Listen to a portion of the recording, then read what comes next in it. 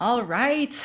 Welcome back to my fun little YouTube channel. I'm still so excited about this in this like newbie phase. And I've got an amazing guest, my friend and former, maybe future client, Haleigh Valenta. Woo! Haleigh, welcome, welcome, welcome. And as I was pointing out, I love her background. It's an AI background, and so that makes it super fun. I was like, I've been to her house before, and I was like, where is that? But It's new. yeah. We remodeled. Yes. So, Haleigh, I would love for you to introduce yourself, kind of give a little background of like your history with nutrition and what got you into being interested in competing and kind of take it from there. Yeah. So I was always like interested in being active and movement. I had tried a bunch of different things, and then in middle school I found competitive cheerleading and I fell in love with it. I did it through my junior year of college. Um, and then for multiple reasons just had to stop. And I kind of just had like a big void of like I have all this time. Like I was practicing 3 hours a day and had 6 to 12 hour like game or competitions on weekends. And it was like now I just have all this time and nothing to fill it with. Um, and then eventually I was like, okay, well, my mom was a personal trainer. I've always thought weights are cool. I found like a group fitness gym near me and I did that and just enjoyed it because it was like being back in a group, working my body. And around that time, a lot of other people I had cheered with or known about cheering also got into fitness, and I saw a few of them start competing. And just like through Instagram, and I was like, this is like really cool. Like it was the first thing I saw where I was like, this is like an adult thing I can do that like feels as excited or as exciting as I was about cheerleading. So this was like 2016. And I knew then like I'm gonna do this one day, but I also was like, still eating Taco Bell every day. Like I knew I was not ready to do what needed to be done, but I was just like, I want to do this one day. I'm gonna try this eventually. And so I was like, okay, like let me just exercise whatever. I eventually realized like probably the boot camp circuit style workouts were not going to get me to this place. Um, And and how long were you doing like the boot camps for? I did like actual boot camp in person for about a year. And Yeah. then I found like the Sweat app, which is similar style workouts, but like you do it at home. And it's just like you follow a program and it's the same kind of style workout though, but I had just graduated college. We had no money and I had like a pound of 10 or a pair of 10-pound dumbbells and I was like, this will work. I'll do Yeah. this. Yeah, yeah. So I did that for probably another 3 years. Um, and then I just got more and more interested in like lifting and actually like doing it for a specific goal, not just to like check the like box that like I exercised today. So I started listening to more podcasts and then I actually decided to get certified in training. Um, and started to learn more about nutrition and kind of like perfect storm. This all happened around COVID. And I was like, you know what? I've been wanting to compete for like 4 years. 75 hard, like really skyrocketed during that time. We had nothing to do. And I was like, let me see if I can do this. Like, if I can do 75 days consistently, I can prep. Like, I just want to see if I'm actually capable of this. So I wouldn't recommend that route, but it's what I did. And I actually really enjoyed 75 Hard. It's like actually a full year program. So I did the full year, completed the full year, and I was like, you know what? I like have just proved to myself I can handle a prep. Like I really am actually ready to do this. So 2021, I hired my first coach. We worked together for about a year. Um, and she gave me just a lot of information and things to kind of do differently. She put me through a build. I put on 10 pounds, which was the first time I'd ever done something like that, like intentionally.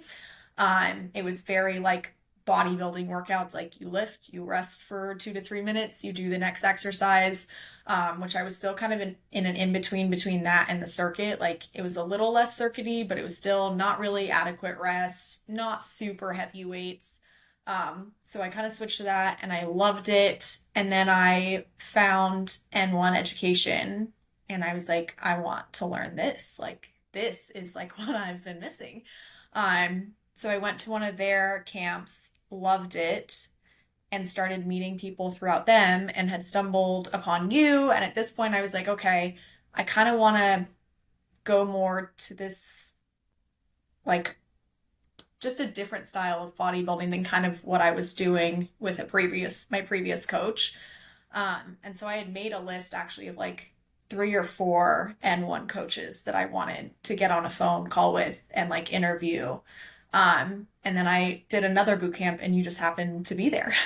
So it was the second one. I was going to say, was Yeah. I it was the second one when I was there. Yeah, second one you were there, and I didn't really say anything to you. I don't think that I like knew who you were or even were considering you as a coach. I think I was like, oh, I'm interested in competing and just wanted to hear what you had to say.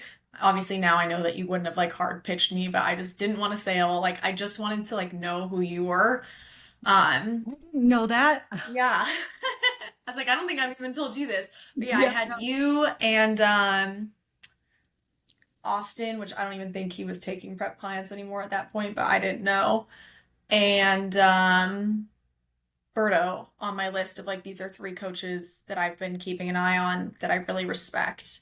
I had worked with a coach, not the one before you, but at that original boot camp that really did some damage to my health and my relationship with food. And I became very picky about who I worked with after that point. And I was like, these are 3 people that just watching you guys, I was like, I feel I can trust they wouldn't put me in a bad place because I'd listened to so many hours of podcasts at that point of like people just like ending up in the hospital or all these crazy things. And I'm like, I want to do a show, but I don't want to die. Yeah. Um, Kidding. and yeah, you were great. You like really pushed me. I had become friends with one of your other clients, Heather, and I just kind of asked her like, "Hey, I like kind of have interest in Val. Like, what's she like? Like, what is she, what's working with her like?" Yeah. And then I think like 2 months later, I just booked a call with you.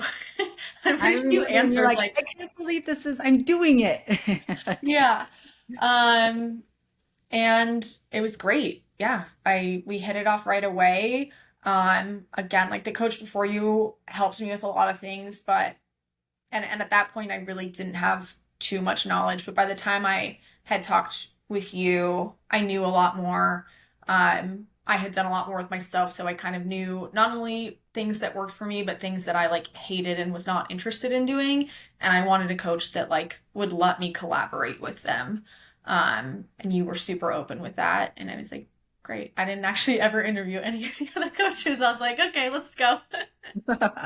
Well, wait, I didn't know like the other coaches that you had in your mind. And I too, like, I have so much respect and appreciation for both Austin and Alberto Nunez. Like those guys are incredible and definitely paved the way in a lot of the things that I do. And I will even still like a couple of weeks ago, like I will send Berto little voice messages and kind of pick his brain about some stuff. So they're that's cool. So Yeah. thanks. That's way cool. And I agree. So when you were talking like the collaboration thing, as a coach, and you're a coach yourself too, like I've found that it's important not to just tell the client to follow the plan and trust the process, that it is a collaborative effort of like, hey, we have a couple options here, and which feels best for you. And also being realistic with like, I don't know exactly what's going to happen here, but here's what I'm hoping is going to happen. Because I think a lot of people go into stuff where they're like, oh, this coach is gonna like, if I just follow the plan, I don't ask any questions, like everything's gonna work out. And as much as we want that to happen and we do our best to hedge against anything that like, maybe slow progress or something negative, which hardly ever like we hardly ever as coaches make decisions where it takes us into a negative Yeah. situation, but just doing our best, like it's just like trying to be realistic of like, hey, you are an N of one. This is individual. So yes, I've got principles that I follow and use as my guide as I'm doing stuff, but there's always options. There's different ways that we can go toward the end goal with while still being true to the science and the anecdotal experience. So can you think as we were doing your prep of any situations like that? I know this is getting really specific, but like where there was like collaboration, or I would reach out and be like, "Hey, what do you think about this? I'm thinking we could go one way or the other here." Do you have Yeah. anything off the top of your head that's coming I up? know there were things that I asked you and you were open to. I'm sure stuff happened that you like offered me two options, but they're not coming to mind. But I remember like a few times I was like, I would just ask you because this really never, to a degree, it makes sense to me, but coaches that get like so fixated on like the exact macros. And it was just like, Val, like some days my fats are a little higher and my carbs are a little lower to like a 10 grand. You were like, just like stop freaking out about it. I was like, cool, thank you. Like, I don't like, but there are a lot of coaches that it's like 2 grams above or below, and that's your only wiggle room. And I'm like, but like, why?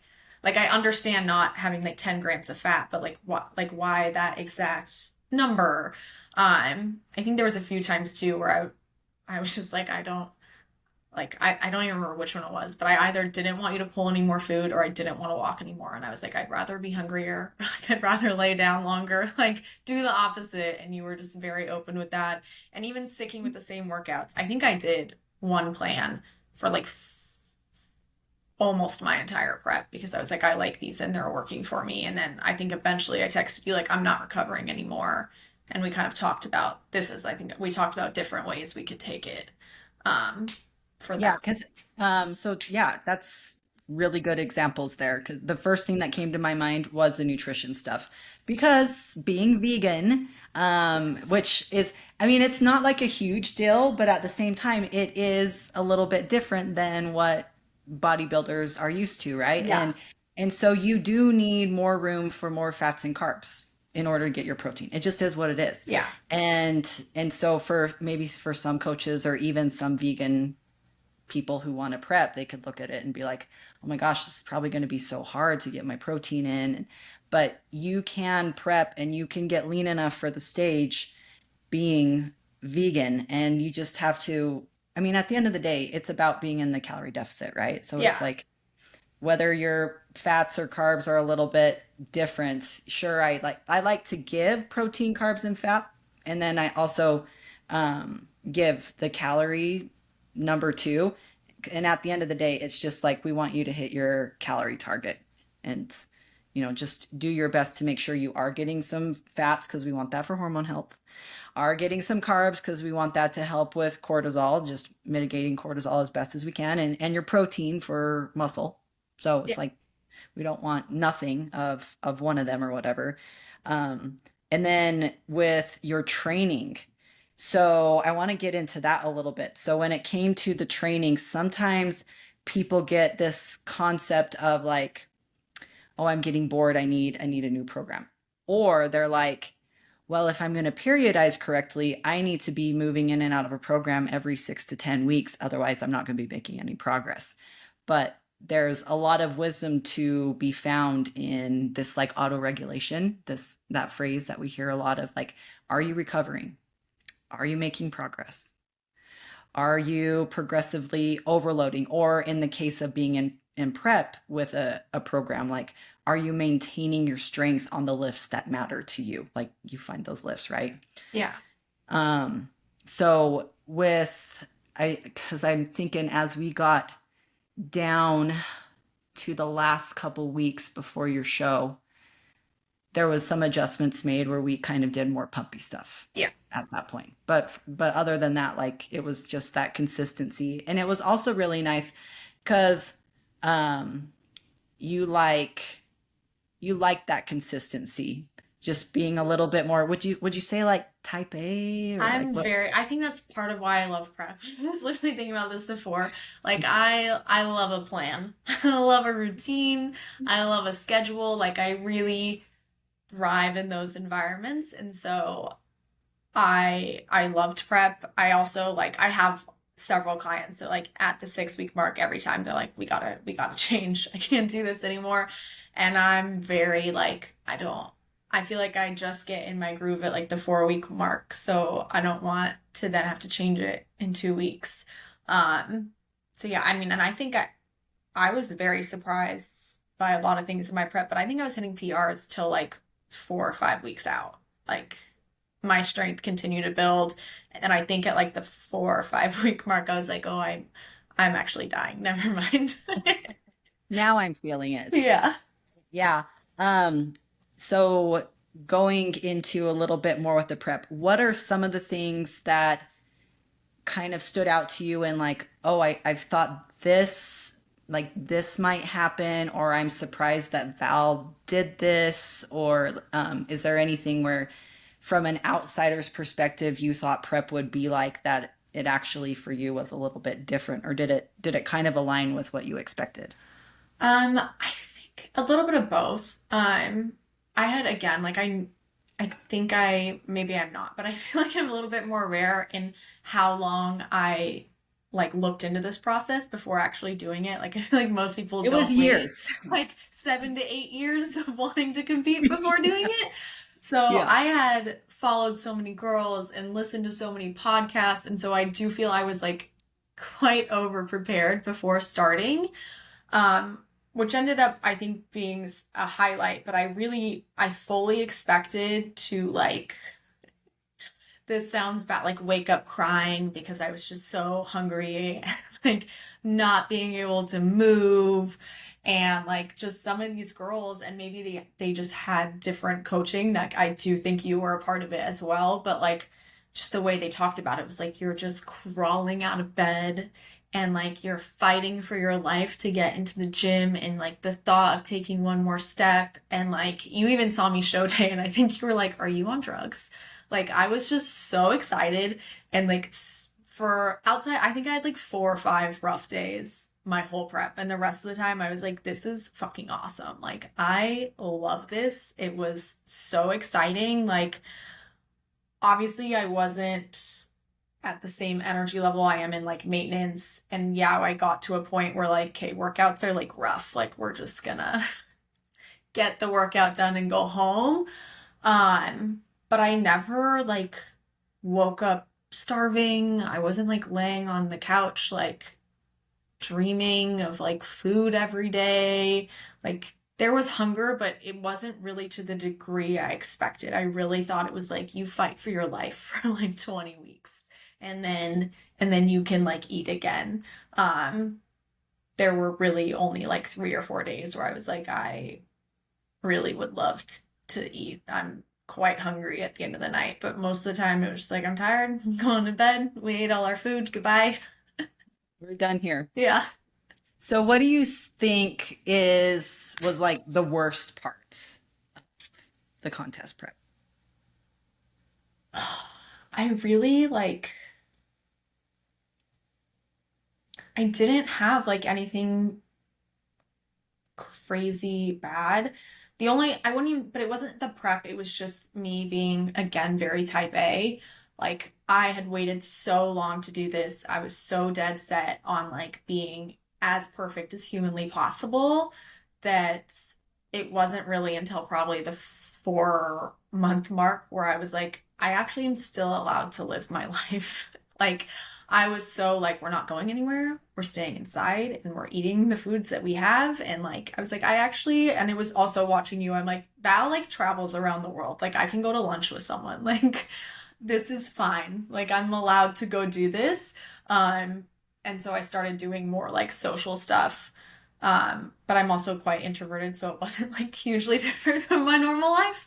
But yeah, I think that was really the biggest like difficult thing is like we weren't obviously doing date nights much. But then like towards again like the 4 week mark, I was like, oh well, there's like a coffee shop. Let's go to coffee in the morning.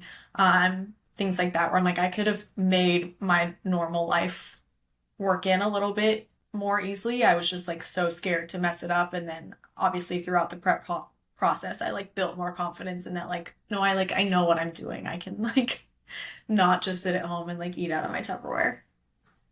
Love that. So so you're taking my like what's the worst part of prep, and it actually started out where it was like just really rigid thinking, which a lot of people do that. Even, like Gen Pop clients in fat loss, where they're like, oh, I can't do that. I can't go out here.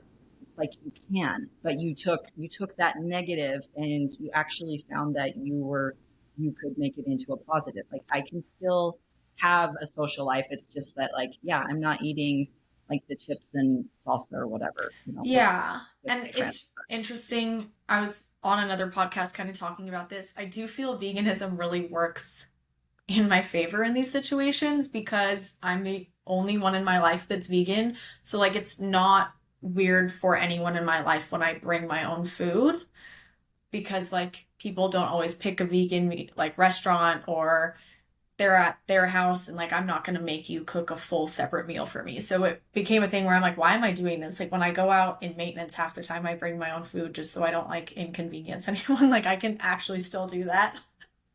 Yeah, and it works just fine. And even because we went to Disneyland, that Yeah. was in January. So that was kind of like the beginning of prep. Hmm. That was the end of January.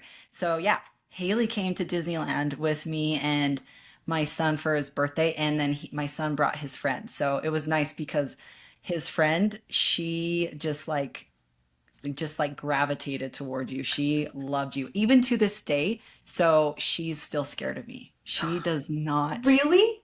Yes, I don't know. I'm like, maybe, I don't know, maybe I'm scary looking. I don't know. The other day I saw her and I was like, Avery! And she just, and I'm like, what the heck? I've known you like for 5 or 6 years and you're still scared of me. But she loved you.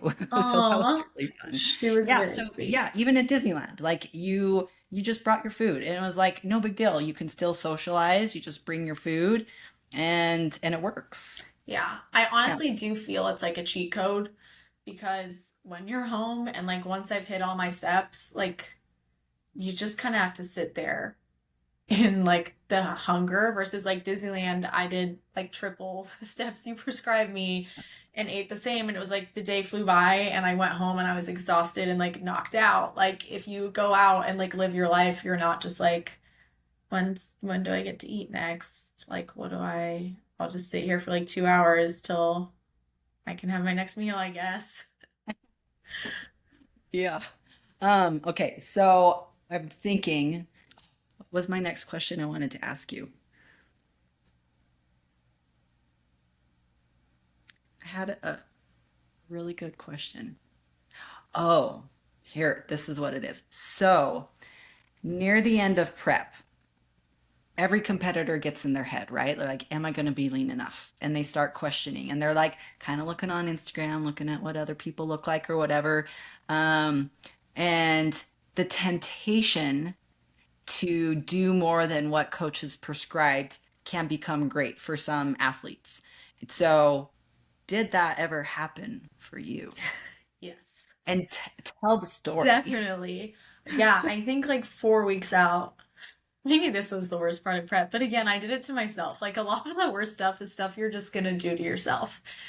Is I one realized like I hate people looking at me. I'm about to get on a stage. And two is I was like so worried about showing up and just like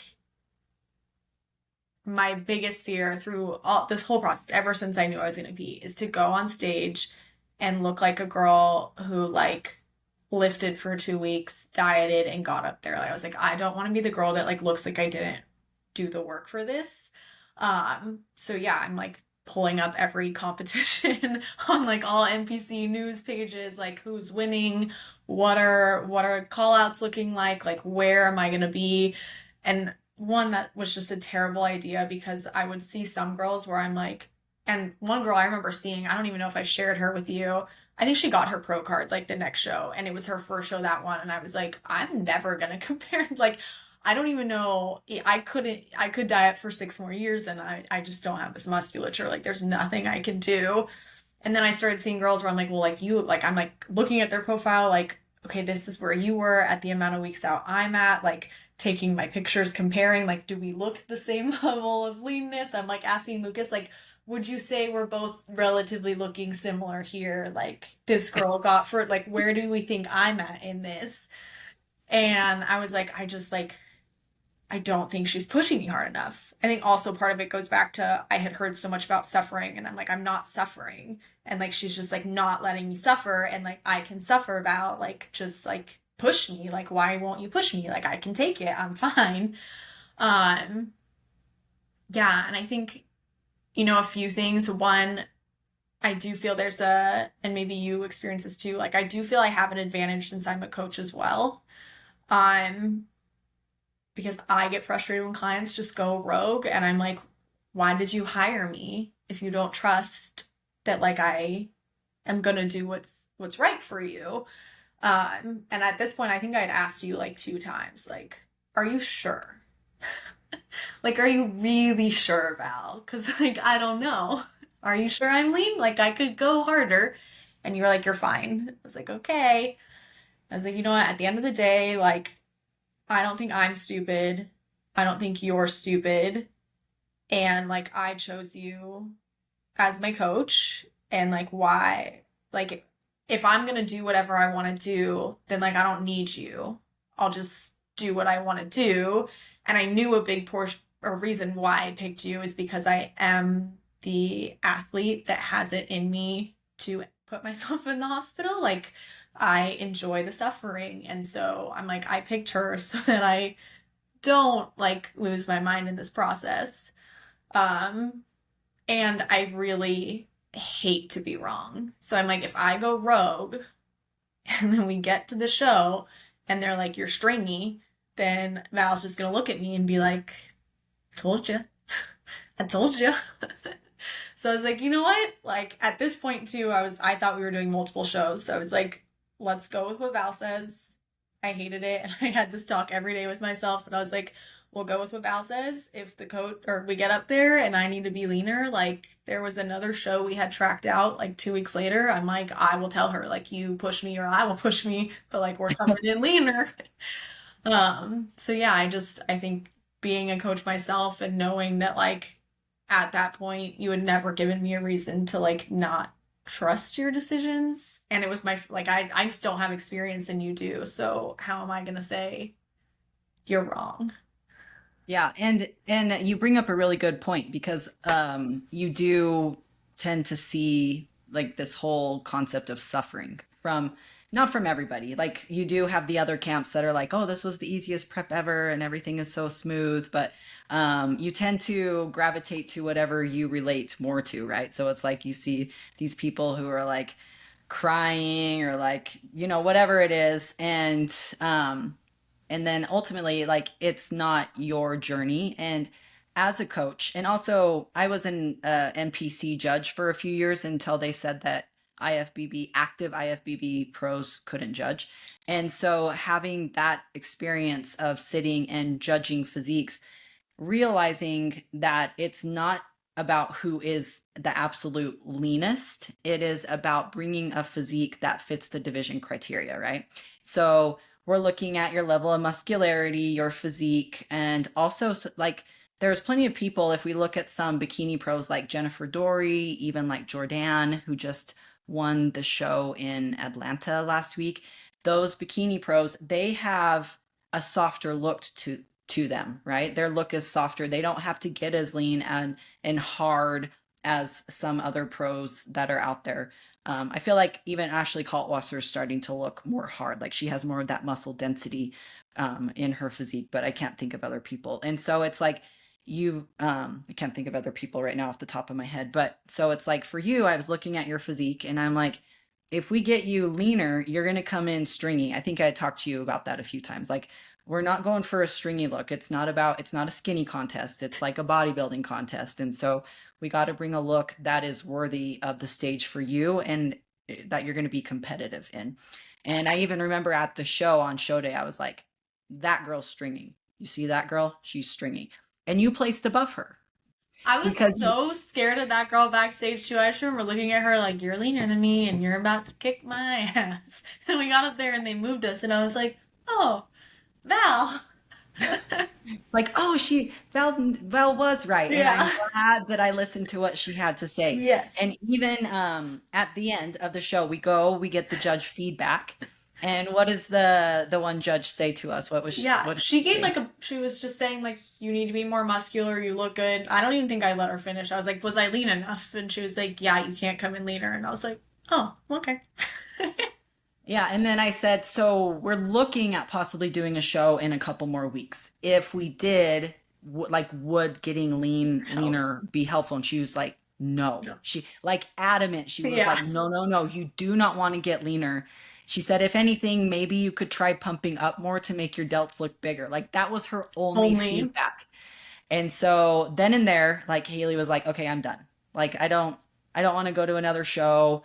Because I said you could do it just for the experience, right? Like if you just want to, but we like perfectly peaked you in Yeah. like there's nothing more that could have been done. Like hair and makeup was amazing. I curled your I hair, was so like, of course thank you for the hair. your suit was gorgeous. Like your tan was perfect. You skin prepped and did everything perfect. So you Yes. had perfect tan.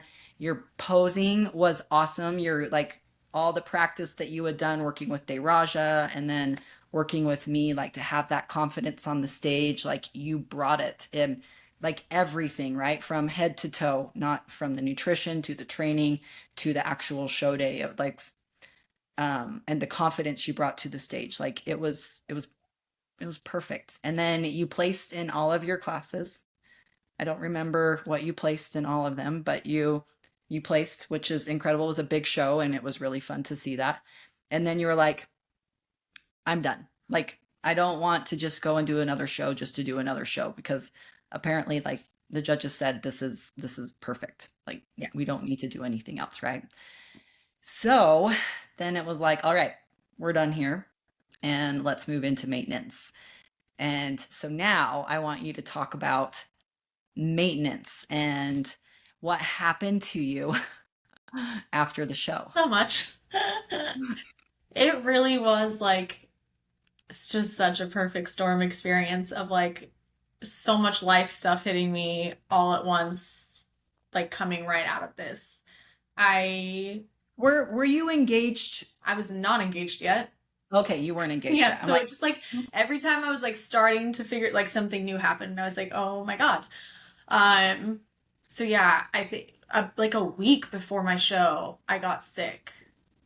And I was freaking out because I tend to get sick like one time end of May, June, every summer for like the past 5 years, and it always knocks me out. And I don't know how I had forgotten about this, but I did. It's always like a 2 to 3 week thing. And I remember one night I just like looked at Lucas. I think I had like 102-degree fever, and I was like, I'm done. Like, there's no way I'm good next week. And I don't know, prep gods like came out for me and it lasted like 2 days. You told me like to just rest and not do anything, and I was good. And then 2 days post show, that came back and was like, haha, no, no, you're not good. And I think that laid me out for like 3 weeks, and I just felt like death. So I wasn't exercising. I had like I don't know, like I think this was the hardest part of the whole process for me is I just really didn't expect my highest hunger point to be post show, and it was like by far hungriest I had been, even though I was eating at maintenance calories. Like you didn't have me do a slow reverse or anything. It was like no amount of food made me less hungry. I don't know if part of that was like being sick too or what it was, but I was just so hungry all the time. I had a huge fever, a headache, like I just was laid out for like 3 weeks. I think that got better. And then my family, everyone in my family was born in June. So I'm like, we had like 3 weeks of like every 3 days was someone's birthday. So we were doing all this stuff for everyone. Then I got engaged. Then I like almost broke my foot. Then I got sick again. Then I took a week to move my sister into college, and then Lucas and I like traveled for a month. So I was just like, at this point, I was just like, if I maintain my weight and like work out once a week, like great. I just gotta like survive this time period. And then I had like some family health stuff come up, and it was just like back to back stuff for months, I was which gonna was say just like, it lasted for months. So your show yeah, was in May, and then yeah, sick for like the whole month of June, June. Yeah. and it's like months later before. And during that time, you're like, and that was where you're like, okay, I'm gonna take a break from coaching and just kind of take Yeah. care of I myself was and just do like, at this point, like, I'm just checking in with you, like, on the couch, like I'm still still, sick. still dying, still doing good. I'm not doing anything. I'm just checking in to say hi. Okay, yeah, this Yeah. we're not moving anywhere here I right was now. like, and then I got engaged and wedding planning started like immediately. And I was like, you know what? I'm just gonna like survive this year. And I had planned, I was like, I talked to you about this. I was like, I'll pay for monthly calls and we'll just check in. And then for like 4 months, I was like, I'm just gonna check in and say like, hey, I worked out 3 times this month. How you doing? Yeah. And then December came at probably like end of December, and my life like calmed down a little bit more. And then I've like slowly come back to being a human being that exercises regularly again. And knock on wood, I've added in some supplements, no sickness this year. So I'm like, great. Because you know what, right now I just got like Erin Moore, she just messaged me and said that she's sick. And then so she's like my eighth client in the last 3 days that's told me that they're They're sick or their sick. kids are sick. So something's going around and I'm freaked out too. I'm taking my Yeah. Gonmaline right now. I'm like, I can't afford right now, especially like because I might be competing Sunday, August 31st. I don't know yet. My Paul's still like deciding. Deciding. So I'm like, ah. So I get it. I totally get it. But Yeah. so here it is. You competed in May of last year, and now it's like May, June, July, August. So 15 months later. And talk about, I mean, the whirlwind that you experienced all through last year. Like, even so, there was hunger that was super high. I'm sure that part of that was like you were from going to like however many steps I had you doing. How many steps was it at the most? I don't remember. Do you remember? 12,000. Maybe Well, 13,000 one week, but I think we didn't do it for long. so just like 12 or 13,000 steps to being sick and on the couch. So Yes. it's like all this activity you're doing, all this consistency with everything for prep stuff, and then you're ill and you can't do anything, and you can't train, and you're starving, but you're still eating at maintenance, and just like dealing with that, like that feeling of like, what the heck? How long is this going to take to calm down? I remember telling you like, it's Yes. going to be a couple months. It takes a couple months. And as much, I don't remember if I prepared you for the post show, like if I talked, like I know I talked to you about it, about things, but I don't know if I talked to you about it as much as I talk to my clients now because of your experience of you like saying like, I am so hungry. And I'm like, I want to make sure that I like really overemphasize the hunger for clients going forward. And so if it's not as bad, like I would rather them think Yeah. it's going to be the worst thing in the world and then not be as bad. And so that's what I've done for my last few clients. I'm like, post show, it's just the goal is over, Yeah. right? So you don't have that carrot you're chasing anymore. And then so you're going to feel hungry anyway. Hormones are a little bit messed up. And so it's just like getting to that point where you have to get, and it takes a few months to get that to that hump where your ghrelin and leptin levels regulate again. But yeah, that was the one thing where I was like, dang, how could I have prepared her better to just like feel to understand that this is everybody experiences it. And I've been doing preps for so long that it just isn't something that I had, I guess, really thought through as much as I For sure. Yeah. could have. Yeah. Yeah. No, I So, think some of it though is just like learning it yourself. Because I mean, I had met girls through the process that we talked after, and like no one else explained their hunger the way I had it. Like so many of the girls were like, was prepping the hardest thing you've ever done? And I was like, no. Like I like, not that it wasn't challenging, but like, no. And they were like, well, I was like starving all the time. And I was like, I don't feel like I experienced that. Like I really feel like I had like 4 or 5 days of like hard hunger. And it was like post show, I was like, what is happening? I thought this would be the easiest part. Like, why is my hunger more now that I'm eating more? Because even the refeed days you gave me, I like left feeling content. And I feel like I entered post show saying, like, oh, I'm gonna feel content. And I was like, I'm not. And also, I feel like everything I think about is pregnancy right now because I have like several pregnant friends. But like one of my friends was so, so sick all of her pregnancy. And it's just like, until you go through it, it's hard to believe that it's actually going to end. Like, I just remember her, like, I think she was sick for like 14 weeks. And she's like, everyone keeps telling me it's going to get better. And like, I don't believe them. And I was just like, you had said like 3 months. And I just remember being like, but like, what if it doesn't? Like, what if I just like never feel full again? Like, how do I know for sure? Um, so yeah, I think part of it was just learning that and each prep, I feel you'll realize more with your body what you need and what to do. Um, yeah. yeah, it's just I think now going in and knowing like, hey, this is where my hunger is gonna be. Ideally, I don't have the life chaos that also amplifies all of it next round. Um, Yeah, because I think staying busy, it it helps, right? helps for sure. If you don't have the energy, if you are bed stricken, like all you can do is literally think about how hungry you are. Like Or you can't be like, okay, I'm gonna try to keep myself busy. I'm gonna go on a walk. Like, yeah, no, you can't go on a do walk. anything. I know.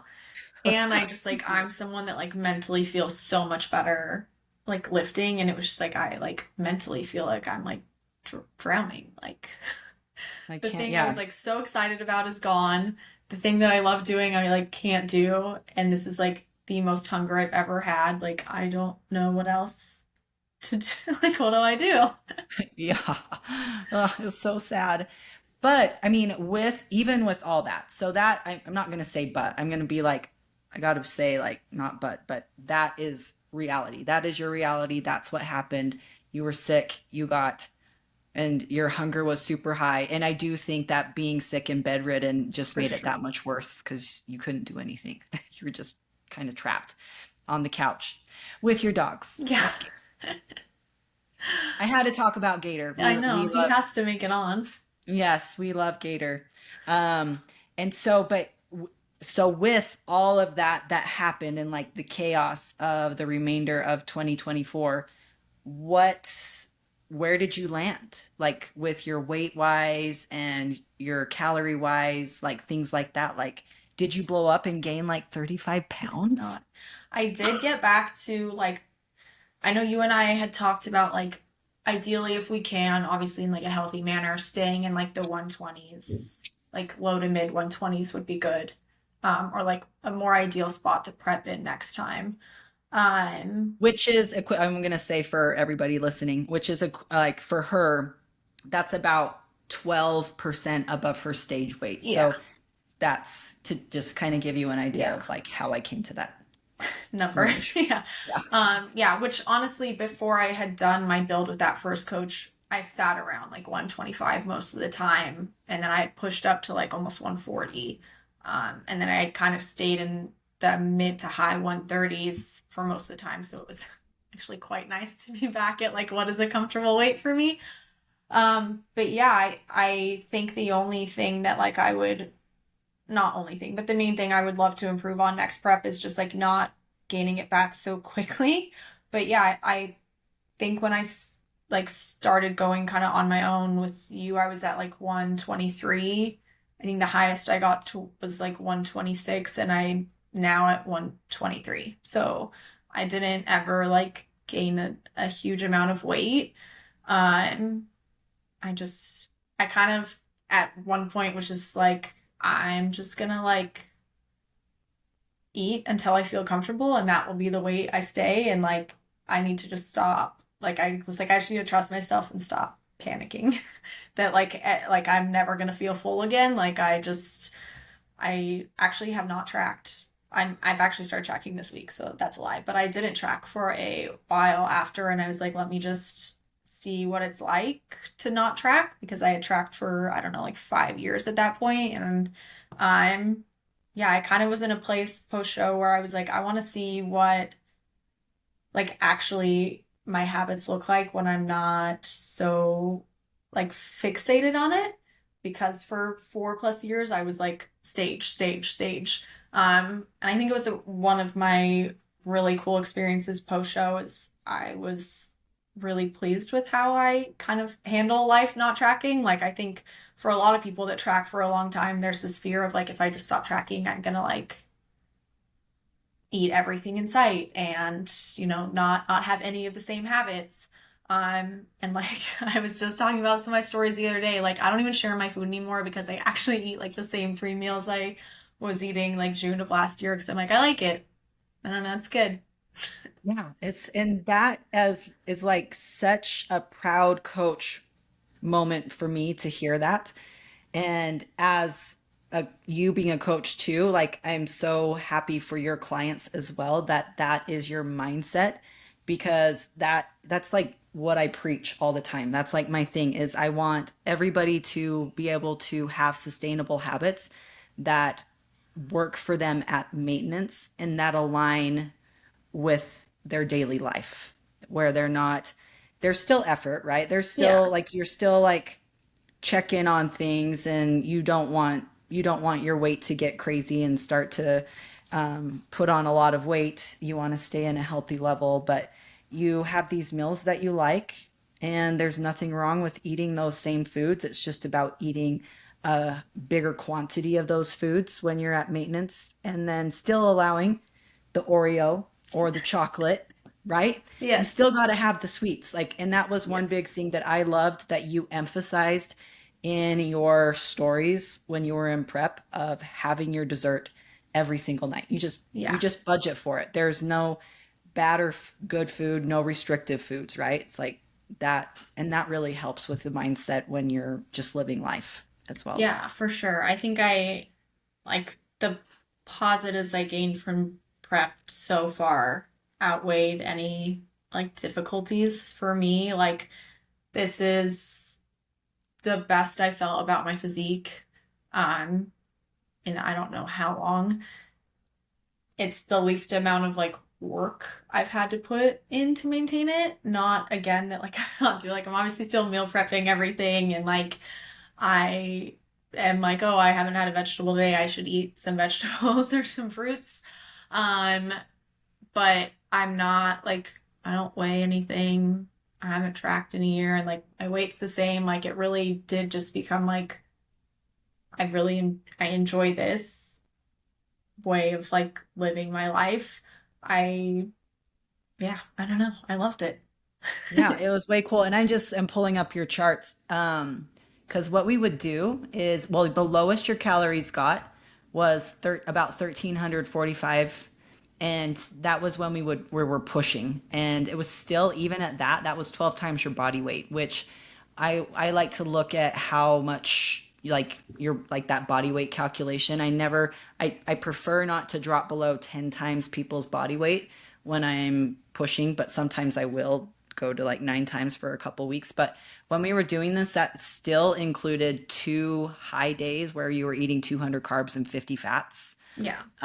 during during those pushes. And then by like the goal initially when we finished prep was calories were at 1900 is where we finished up at, which was the 200 carbs, 55 fats every single day. And so that just like essentially that jump that happened, but we had kind of increased your food. So your peak week you were at 1600. So it was like you were eating 300 calories more on average in your peak, which was fun to see as well. So it's not to say that we didn't push hard, like 1350 calories for a couple weeks, like that's kind of low, but it was what we needed to do and it was within you know, an intelligent, thought out fashion given the extreme sport that bodybuilding is. And I think that that was one thing that I emphasize to you a lot is like you could lose your period for a little bit. Like that might happen. And we saw a little bit of some hormonal stuff going on the last couple months. Like your period was a little wonky. I think I lost it in Like April and I so got like the it back month like before, right? July. I was like, I kept it going a little longer. Don't say that. I No. know. Yeah, so it happens. It can happen, and that's a real side effect of doing a contest prep. But that's one of the things that you have to be aware of that when you're doing a prep that could happen. Even with this new fit model division, some people may still have to get to whatever that amount level of lean is in order to fit the division criteria, and it still could that still could happen to them, but maybe not. Like it, you know, everybody's different. It's looking at your level of muscularity with your physique and all that stuff. So yeah, that's really, really cool to hear how you're maintaining in that range. You're eating. How much, like, if you don't mind me asking, how much are you eating right now? Like, what are your calories at? Just calories. You don't Yeah, have I'm to, like, I would think like, probably like 1700 probably, but I don't walk for my steps are like 6,000, so yeah. So that's awesome. So it's cool, like this full circle moment of you know, we went through a prep. You have now here 15 months post show, and in spite of your whirlwind post show like apocalypse, it really was. I was like, what is happening? there it was like your habits were there for you. Yeah, They came in, and it wasn't this all or nothing. I think it's just really cool. It shows a lot of maturity too with how you treated the post show experience as well, but also how the prep was run for you, having those periods of the refeeds and the diet breaks and stuff like that as well. So sure. makes me happy that you had overall, well, I don't want to put words in your mouth. So looking at the experience, the whole thing, how would you sum it up? How would you explain it to somebody who is thinking of doing a prep and like with your own personal experience Yeah, I mixed mean, in? I think definitely after experiencing it, it is built for a specific type of person. Like there are some people that should never touch this sport and should come nowhere near it. But for those that like enjoy this type of thing, like I don't have anything negative to say about it. Um, it was so fun. I think like I definitely want to do it again. I think we talked like in the middle of my show and my mom even went up to you like she's doing this again. Yeah, I loved it. I learned a bunch about myself. I think it just builds this special level of confidence and not because you're like lean. I think that was also a huge like honestly probably until 2 months ago was the first time I looked back at a picture and I was like, okay, I was lean. Like I didn't feel like my body changed at all the whole prep. I was like, I'm just like working really hard and we're staying the same. Um, so Now it's push me just harder. yeah, I'm like, but just waking up and like having this list of like things you need to do and get done and executing that on them and it builds a lot of self-confidence and it was so fun and trying new things and meeting new people and for me like coming from a cheer background there was just nothing I could ever find that like replaced that feeling and being on a stage and being backstage with all the girls and like performing it's so fun if like those are things you enjoy, I just can't recommend it enough. I think really the biggest thing is finding a coach that you work well with, because I'm sure I could have had a very different experience. Um, but yeah, I loved it. Highly recommend. So, what are your plans for the future? There's a big event that's coming up next month. Yes. What's happening? I am getting married next month, so I was texting you the other day, like I'm telling myself, don't prep 4 weeks out from your wedding, Haley. Like we don't need the additional stress.